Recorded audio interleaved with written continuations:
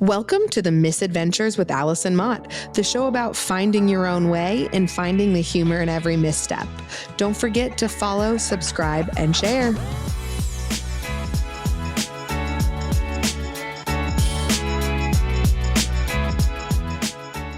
Welcome back to The Missadventures with Allison Mott. This is episode 5, and today we are going to talk about anxiety. And I'm going to be completely honest. A lot of times I have other things when I'm talking. I have an outline about things I would like to talk about. Anxiety, I'm just talking about because I have it today. I had a really bad anxiety attack last night and into today, and it just kind of like threw my day off, and I was like, let's just talk about it. I think it's something that maybe not everyone experiences, but a lot of people experience, and we don't always talk about it very honestly, right? We're always like, no, I'm fine, I'm good. We would never, some people might, but you would like hesitate to call into work because of anxiety or some of the normal tasks, but it can be pretty debilitating. So just going to kind of talk off the cuff about anxiety and my journey with it. I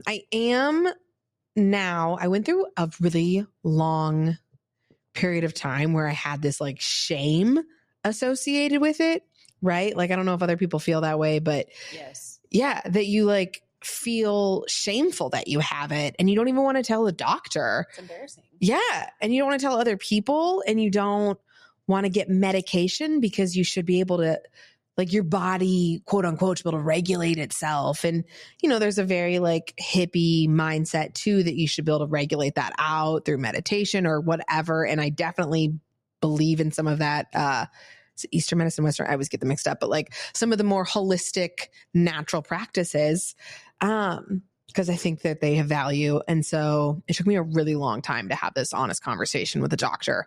Probably didn't have it up until I think like 2021 is when I finally went and I was like, I've gotten to a point, I've had enough meltdowns and really bad panic attacks that I need help, and I need some kind of medication to help manage it. Was it a doctor that made you feel comfortable? Like that specific doctor, like that you felt you could open up with? Or was it just like the situation had reached a point where... The situation had reached a point. And it was also really frustrating because I got a therapist. The therapist ghosted me. I am not kidding you. We had to reschedule. This was like still kind of COVID-y, so we were doing everything telehealth. She lost power at her office and had to cancel like 5 minutes before the appointment. Again, dealing with severe anxiety, finally reached out, was getting help. And she said, I need to reschedule you, and then just never contacted me ever again. And which, I mean, also, if I would have been vibing with that therapist, I could have, like, if I felt that connection, I probably would have pursued it and been like, hey, I didn't ever got heard from you. But I was like, well, I've already put myself out there. That's the furthest I can go, And so I always like to say I got ghosted by a therapist because it's just funny. But I'm like, thank God it happened to me, who was like, I will seek other treatment when I'm ready, and not somebody who like that would have been devastating for. Yeah. Like, that's so sad. But hopefully we'd only had one session, so I don't think I drove her away. Maybe I did.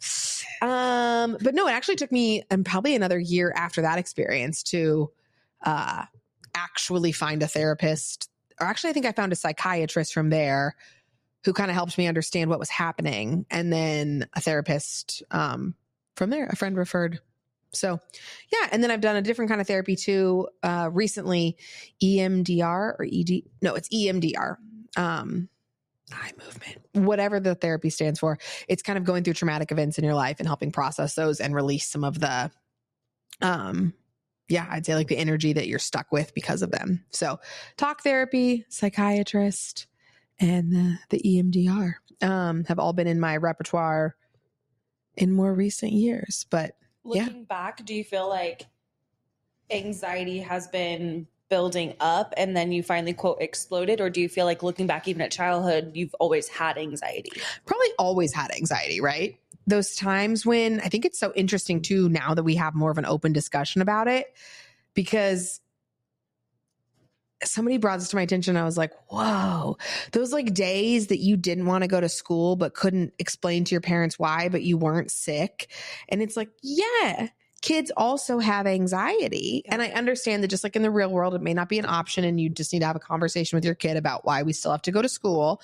But not even having words for it and just being like, I don't want to go today. I can't do this. And I got bullied pretty hard as a kid. I was overweight. I was nerdy. I was smart. So like instant nerd, right? Like I did not make friends easily. So didn't love my school experience most of the time. And then, yeah, if I knew it was going to be a day that was going to be heavy bullying, I was like, I don't really want to, like I'm not signing up for that. So yeah, I think it's like always been there. I just didn't have a name for it. Do you remember what's your first memory of a panic attack, or what you might not have known at the time was a panic attack? I don't know my first memory, but I went through a period of time for 5 years where I had them so bad that I would have almost like convulsions with them because I would panic so hard that my body would start to become a part of it. And I would lay on the floor and like just convulse and get like tunnel vision. Yeah, those were really the tipping point of like, I need help. I can't do this anymore. One day I had a 10-hour long panic attack. And I mean, it took me a week to feel better because like 10 hours of like. And what people don't understand that don't have anxiety is that you have to treat it like you're sick and your recovery days from being sick. But then there's shame associated with it because it's in your head. The anxiety around your anxiety. Oh, don't even get me started on that. Literally. And like, I think I can't remember when my first panic attack was. I know that with COVID, that definitely took it up a notch. I was in a place where I was having them all the time prior to COVID. And then COVID took the mental health up a notch, right? I just remember like a lot of spiraling at that time and not being able to get out of that spiral. And then I would call my mom and, moms are amazing. But then at one point, my mom did have to have an honest conversation with me. And she was like, I will always answer your call. I will always help you. I don't have the tools that I think you would benefit from, that maybe you need to talk to a doctor, a therapist, right? Like I can help you. I can love you. I can listen to you, but I don't always know how to de-escalate, or maybe it is a medication. When you called your mom and she's like, hey, I don't have the tools. And I'm only asking you this because I literally had the same conversation like you both did. But it made me even more anxious because my parents have always been the fixers. Like they've fixed everything for me. Yes, they're my security net, my security blanket, which, comes with a little bit of judgment, but whatever, it is what it is. And when they said, I am no longer capable of fixing this and helping you, I can't do this. Not that I won't get you the tools, but I can't provide the tools for you. I was like, oh, I know this is bad. I need more help. I think that you realize how bad it is. And also there's this weird phenomenon as you grow as an adult where your parents are always to you more mature, more experienced. They know everything, right? The older you get, you realize they're just making it up as well. And they'll admit that. They're like, I didn't know what this was. I didn't know what I was doing either. I was just, how we feel is how our parents feel, right? Yeah. They figured it out along the way. They've experienced everything for the first time. And so at a point, sometimes you're like, oh, I have passed what my parents can help me with. Yeah. I have passed that experience. Or like, even in the business world, right? Like, my parents I can't ask them a question about what to do in a business situation. They have no context of it. They have nothing to relate it to. You would find somebody else in a similar situation and ask them that question, just like you'd find an expert and talk to a therapist. But no, it does. It also just like opens up this other like thought process of, oh, are my parents not going to be able to help me with every problem for the rest of my life? Are there things that I'm going to have to fix myself? Yeah. That I'm going to have to make the scary phone call and actually call the therapist and not be like, Mom, can you call my dentist and make me an appointment? That's why they have online scheduling. Literally. That was one of the reasons. God for online scheduling. My therapist, the one that I actually found and like loved and have seen for years, even as a new client, you book online. Yeah. Like takes the anxiety. You're just like, that's so nice. Thank you. And you can do virtual. You don't have to worry about them asking questions. Yep. And I think the craziest thing that I am rarely ever talk about, but I think while we're having the conversation is important to have, is suicidal thoughts, right? Like I think that those are way more common than anyone ever wants to admit. And I remember the hardest thing for me to admit to my psychiatrist was because I was like, what if I say this and he commits me or like comes and finds me? But I'm like, in a really bad 10-hour panic attack or even an hour panic attack, I have suicidal thoughts. Like there's like this like crazy thought process that while you're 10 out of 10 panicking, you should just kill yourself. Yeah. And I told him that. And I was like, oh, what's he going to do now? Oh my God, am I going to get taken away by men in like this like white suit? Like what happens? And he was like, yeah. And that's super logical. Let's talk through that. I'm going to go so your brain. Yeah. He's like, your brain is trying to find an exit, is finding the exit door. It's miserable. It doesn't want to be there either. It's evaluating every single way out of the situation. And the only one of the exit doors is suicide. Do you ever plan on like acting on that? And I'm like, no, it just scares me that that's a thought. And I feel really shameful about it. And he was like, nope, super common. Your brain's finding the exit. And ever since I had that conversation, I have never felt shamed about how I feel in that moment. I'm like, no, my brain is smart. My brain's a problem solver. It's like, we got a solution. And I'm like, not brain. Not that one. Not that one. You put your hand down. Come up with a new one, buddy. I like how we got there. We're solution-based problem solvers. Yes, we are. Let's come up with a new one. Next idea, though. Not the solution. It's a real, temporary, it's a permanent solution. We're looking for temp. We're looking for temp because this is going to pass. I'm like, but that one was a really hard one to ever tell anyone about, or even telling your friends and family that you've had those like scares the shit out of people. And you're like, I'm not going to do anything. I promise. I just would like to be open about the fact that I've had these experience, You can't control that popping into your head. No. So it's you can control what you do with that thought or who you tell or what resources you find. Right. Yeah. But learning about intrusive thoughts too is something that I had no idea was associated with anxiety. Oh. And something that I was like, oh, wait, other people have these, not just suicidal, including suicidal, but like gross thoughts or just weird thoughts that I'm like, what the fuck is wrong with my brain? Yeah. This should not happen.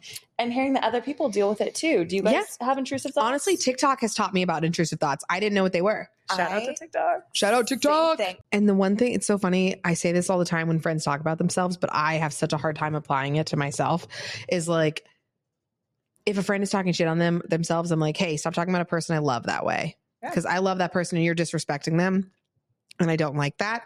Because I would never let somebody else say that about you. So I'm not going to let you say that about you. But like the fact that like, even as much therapy as I've been to, I have a hard time applying that to myself, right? Those intrusive thoughts where you're like, I'm a piece of shit. I'm fucking worthless. Speaking about the polar vortex, right? Like sitting in that couple's spare bedroom while everyone celebrated downstairs and I was by myself as low as I could get. I was like, why the fuck am I here? Why the fuck am I on this earth? Yep. Like, what value am I adding? I don't have a family. They're back there. Like, would anyone even notice? Would anyone even care if I was gone? And it's like, obviously, once you settle down from that emotion, you're like, yes, a lot of people be real mad, real sad. Yeah. Even people, it's crazy because like it's people that obviously you think your family and your friends. There are people that you don't know you make an impact in their life every single day. It could be somebody that you don't even realize knows you exist, would be devastated if something happened to you. But it's like that's the thought, right? That like, I would never allow my friends to talk about somebody that way or themselves that way. But internally you do it to yourself. You make one mistake and you're like, fucking failure. You why even try? Why even put yourself out there? Yeah.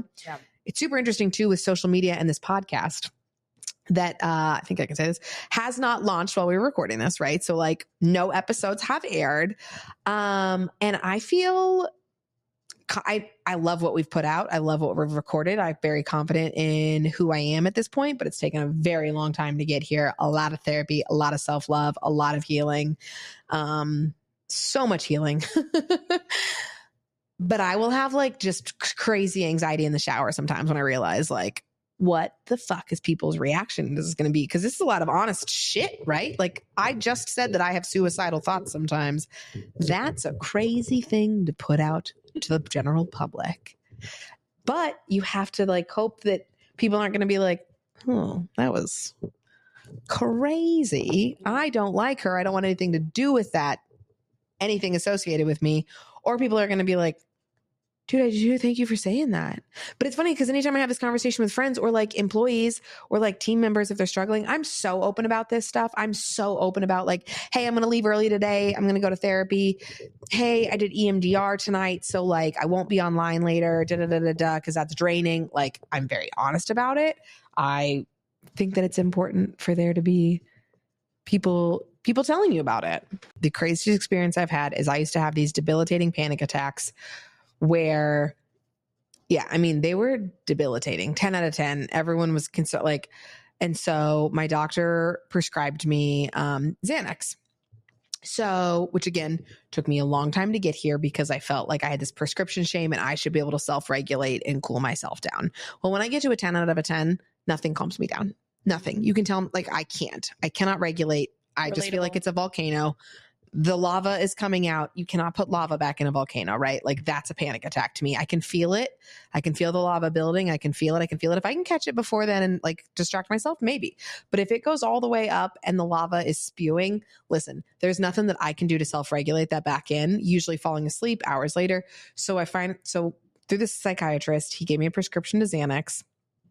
And the second I had this power, this tool, this resource in my hand, I stopped having panic attacks. And not because I didn't have to take it. I didn't have to take the Xanax. So my next follow-up with the psychiatrist was, he's like, how often are you taking it? How's it working as a medication? And I'm like, I've taken I would cut them up because I don't have any tolerance. So like a fourth of one would like knock me down, be all I needed.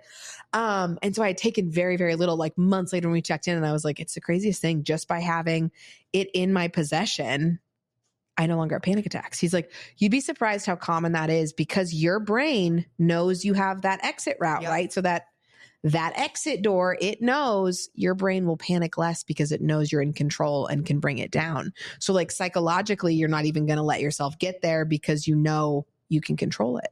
Prior, you were so scared of having one that it would like feed the fire, right? And then oh, this is going to be bad if I have one. And then you'd make it basically like put coals on that fire, right? So then it's coming up. Getting the Xanax was like, okay, well, and if I have one, it'll be manageable. I'll go nappy nap. I'll take a little naparoo.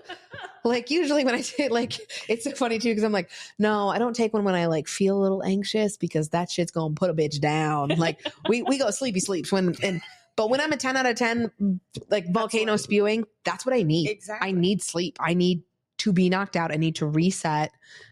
And that's all okay. Thoughts. Not a single thought inside that head. Literally. So why? Oh, sorry. I was going to say, I'm the exact same way. Like you said, I just pulled mine out because if I have it on me. I always have just a couple on me too. In case I'm traveling. Just to know that I have it on there and should it happen. And I think I've maybe needed it twice. Yeah. While having it like on me out in public. I don't think I've ever needed it in public, but I have it. And like by public, I mean like outside of my home. Yeah. Could be at a friend's house or whatever. Oh, but like, thanks. I remember the first time I realized that I was at Target, and you know how you go through Target and Target just tells you what you need and you throw everything in your cart and then you're like, oh shit, that's $375. And I just came here for 3 groceries and I was about to go into a spiral. And I was like, I've got a card in my wallet and a Xanax in my purse. You're going to get out of here alive. And it was fine.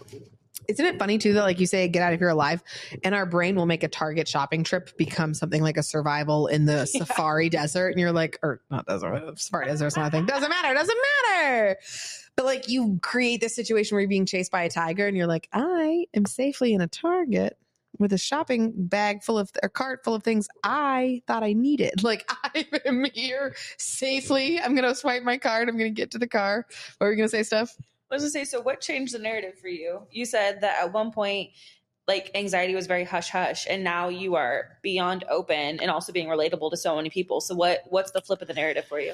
I think as I got the help and started talking about it, the shame just kind of went away. And the responses out of people, not a single person as I've had this conversation has been like, or if I've talked to anybody about it, or like, ooh, even if they don't relate, they're super intrigued by it. They're happy to hear about it. They love to be able to support you and whatever.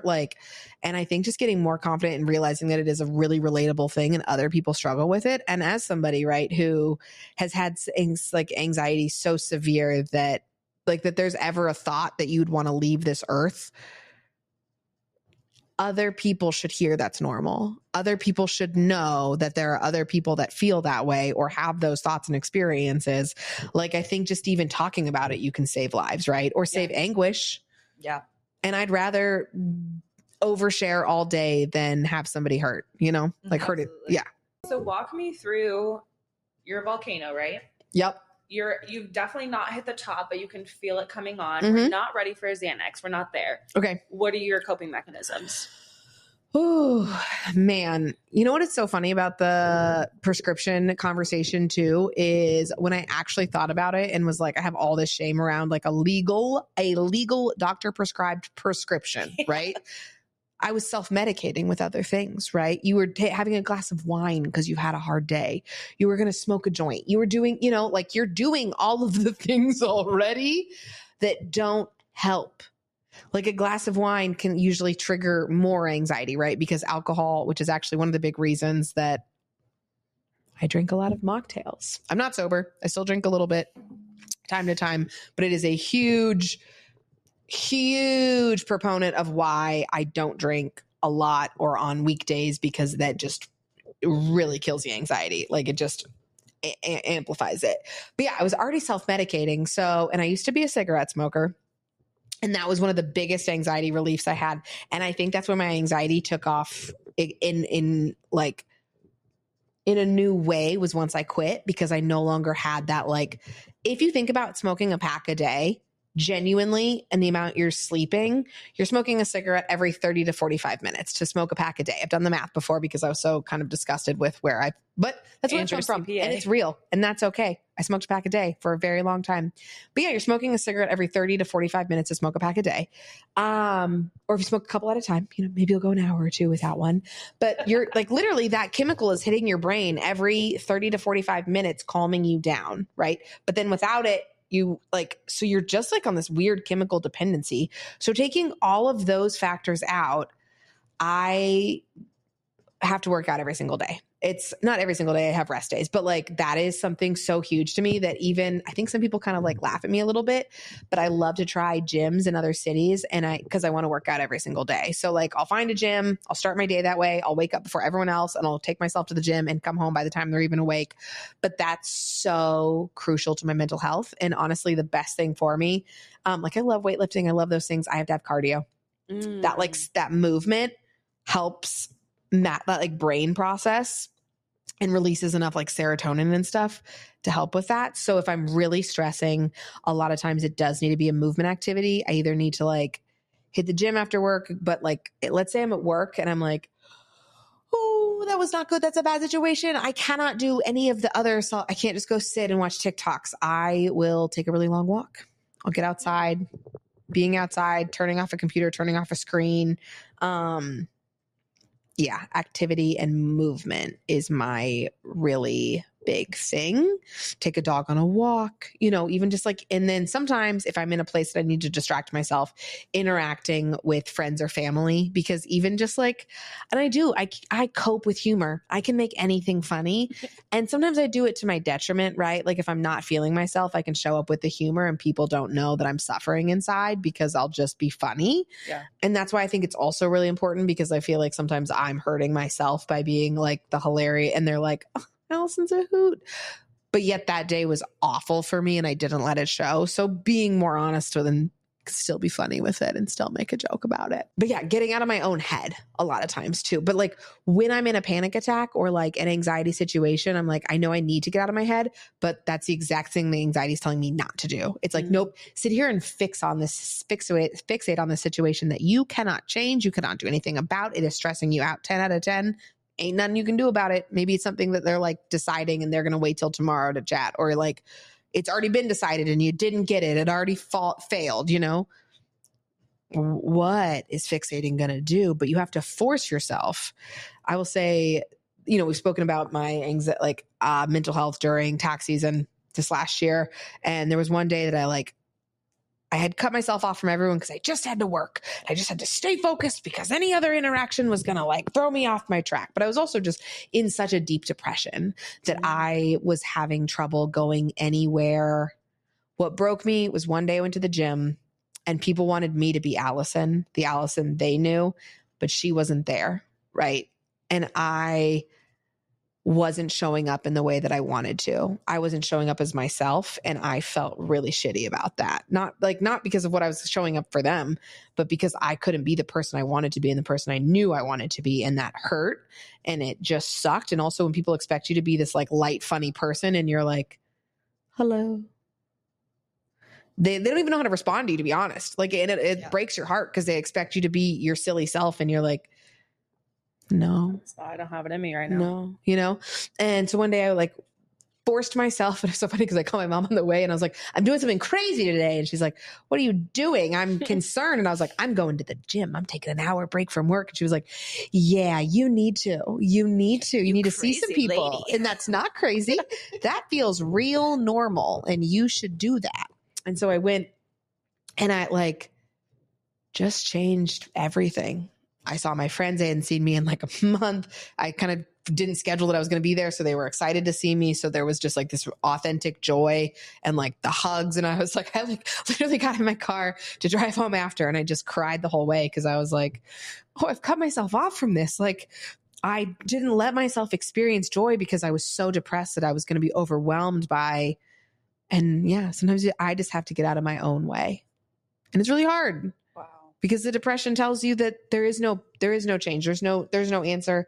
And also that people don't want to see you when it's you, right? They want Allison who lights up a room, who makes them laugh, who tells a funny joke.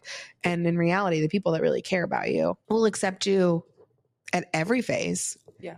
And are just super happy when they see you come back, right? Like a couple times after tax season, a couple different people said it to me. They just said, yeah, welcome back. And I mean, like, really, I can see you. Like, I can see you in there. And I'm like, it's really, really good to be back. She's here. Yeah, there was one day I just kept crying. I was like, I'm back. Because there was a point that I didn't know I was ever going to be back. That's what depression lies to you. It says that you're never going to be that person again. But you will be. You're going through this all alone. Yes. That there's not a single person in the world who's ever experienced what you're experiencing. Fucking lies. Your brain is lying to you. Talk to somebody, have a conversation, tell literally anybody. And most people have a relation to it, whether it's like 100% they've experienced the exact same thing. I don't think if I told you my tax season depression, everyone's gonna be like, oh, I get depressed during tax season as well. I work in healthcare. But I guarantee they've been so stressed in a situation or have dealt with a passing patient. Like there are other situations that may not relate exactly to yours, but they've been there.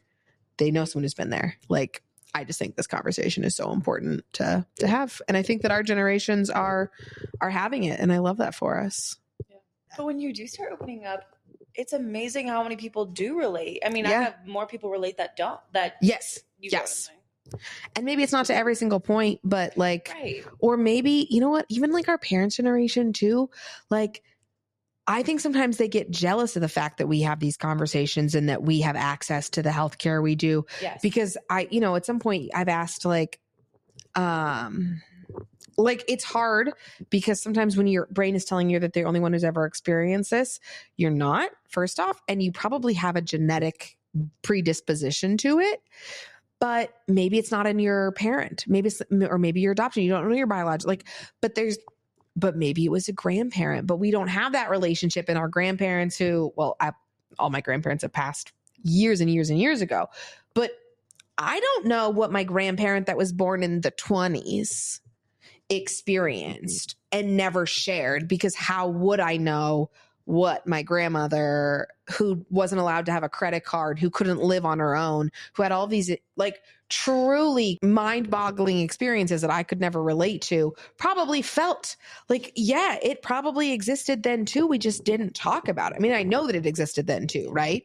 Yeah. People were lobotomized because of it. Like, I'd much rather be in a place where we're just chatting than being where we were, or people hurting themselves because they feel isolated and alone. Yeah. I'd rather be mocked by somebody or called crazy for having an open discussion than the opposite. Did you guys ever go to the nurse a lot? Yeah. I was really achy. Yeah. Do you think maybe you were just really anxious and needed to get out of the classroom setting for a moment? Yeah, probably a little bit. I thought about it a lot recently. After I heard this thing on TikTok, I was like, oh my God. I was just having anxiety. Yeah. I didn't really have a tummy ache. I just wanted to leave the setting that I was in, and that's not an option in elementary school. So I made up that I had a little tum-tum.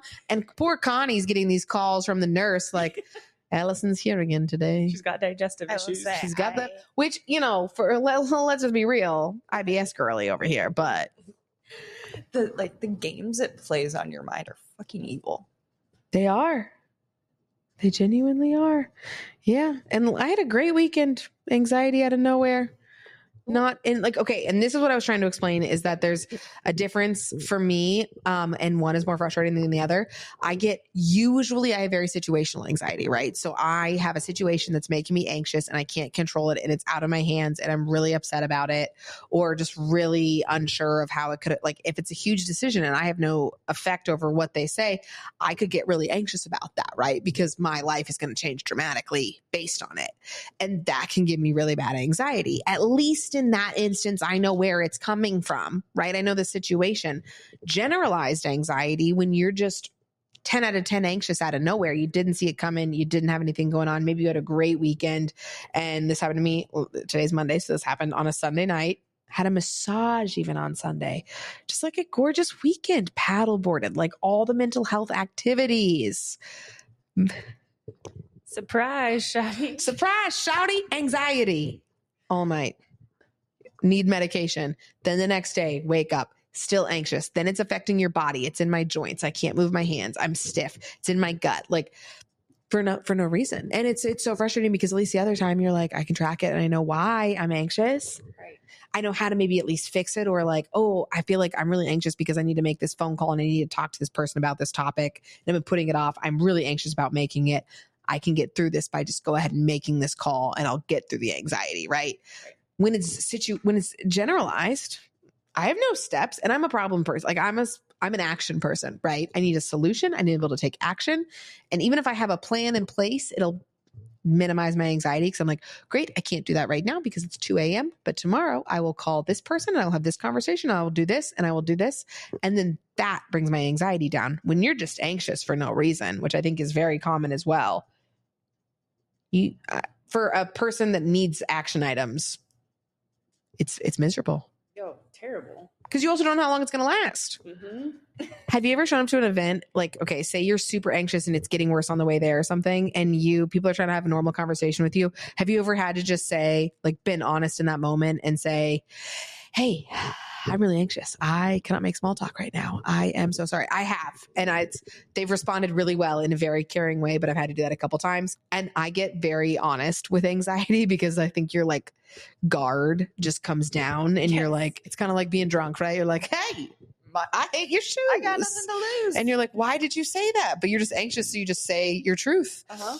And yeah. So I'll tell people where I'm at anxiety wise. I almost got mad at myself because I'd be in a panic attack and I'm like, there was one time I was having a horrible panic attack and I remember my parents, I was literally in their bed and they were on either side of me, just doing everything in their power just to talk me through it. And I just remember screaming into a pillow, just screaming. And I couldn't stop screaming, bloody murder. And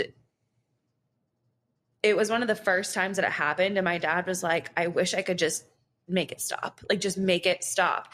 And it's so hard. My dad does not struggle with anxiety. So, and not to any fault of his, but he's sometimes it was hard for me in the beginning to understand why couldn't you just stop screaming? Just stop. Or for you would have been just stop convulsing.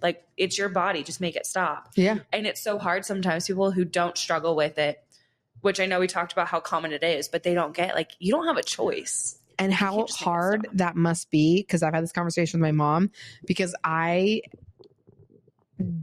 will not let anyone see me in a panic attack. Yes. I will not let them see it.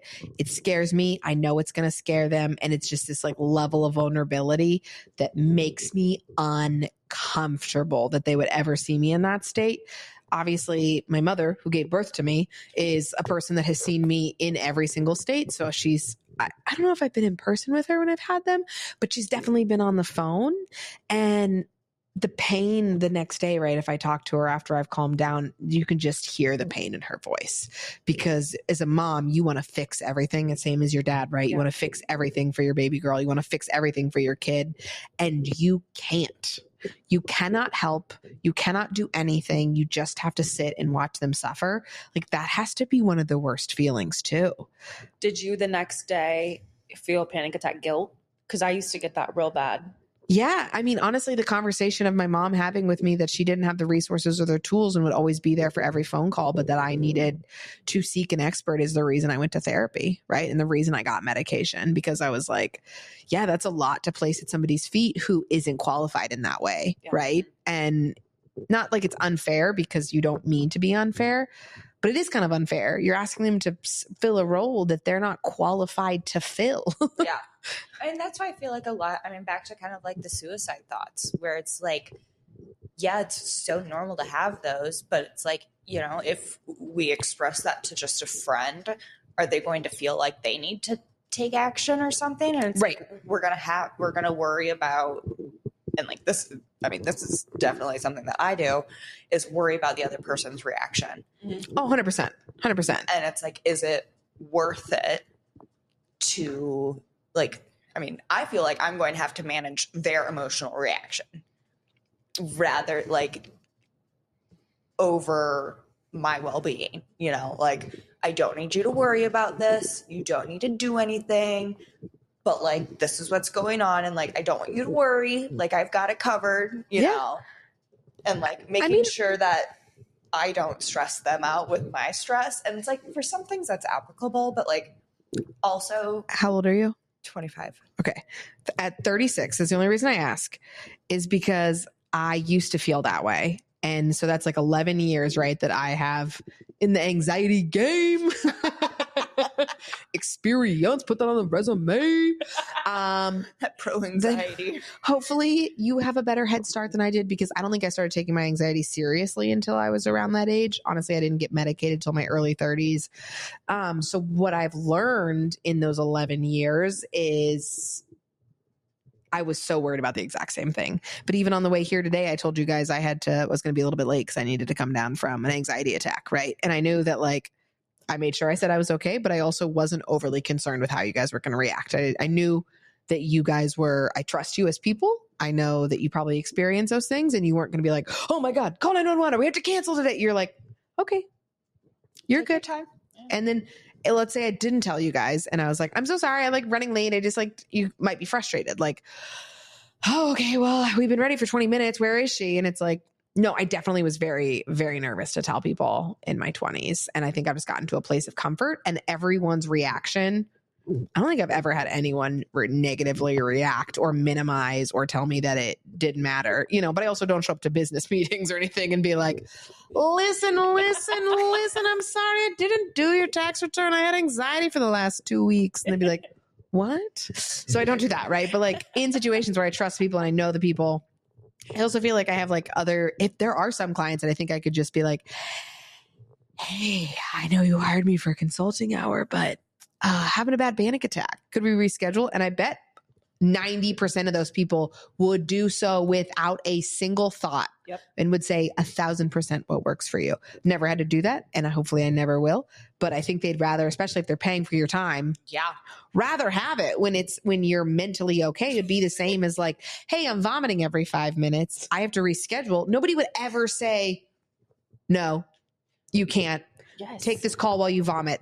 Bring a bucket, you know? But like for some reason with anxiety, we're like, I have to push through. And you know, there's a balance to that. But just like if you have a little sniffle, maybe you could still do the Zoom call, right? Yes. But if it's coming out both ends, go ahead and reschedule that. Go ahead and reschedule that. If you panic attacking, maybe reschedule that. I don't know. All right, rapid questions. Are you a nail biter when you're having anxiety? Yes or no? No, because I get my nails done for a reason. If I have a manicure, I will not touch them. So no. Go-to place in your house when you feel you're about to start crying for a panic. I'm a pacer. I like the movement, so I need and will get up and kind of pace around. But if there is a spot, if I'm going to have a panic attack and I know that it's coming, there is a corner in my kitchen that I go sit on the floor and have my back up against the cabinets, and I feel very safe and surrounded and protected, and I cry hysterically there. Yes, we love that for you. You know, we love that. And then I'm also at dog length, like dog eye contact, so they come over and they're like, hello. Hi, Mom. This is concerning. I will give you kisses. And I'm like, okay, thank you so much. If you are going to be taking a shower when you feel a panic attack coming on, are you doing a hot shower or a cold shower? Hot shower. Hot shower. And I will sit in the shower. Water is grounding. And so it's honestly a very good technique to use if you feel very anxious. A lot of times when that volcano is building, not when it gets to the top, right? But when I can feel that lava pushing up, I will go, even if I don't need a shower, right? I will just go sit and let the hot water run over me to kind of help decompress. And I'll sit in there for an hour if I need to. Yeah. Are you more of I want to get in comfy clothes, or do you want to be just naked? Ooh, comfy clothes all day. Okay. Comfy clothes. And last but not least, if you could tell them one piece of advice about anxiety and letting everybody know it's okay, what would you say? I would say, I mean, so many things in one, right? But like, stop guilting yourself, get help. I mean, mainly just like let go of the shame. Yeah. Talk to somebody about it. Be honest, be open. There are options. You are not alone. But yeah, let go of the shame that you play with yourself every single day about it. Just, I think that's a really good one, because the shame just adds anxiety. yeah. Now you have anxiety about having anxiety, then you're going to have anxiety on top of that. Like it's, yeah. Thanks for letting go of your shame and sharing. Thank you. Thanks for listening to The Missadventures with Allison Mott. Be sure to follow and subscribe, and follow me on Instagram and TikTok. If you're looking for an accountant you connect with, go to AMCPA's website and schedule an intro call.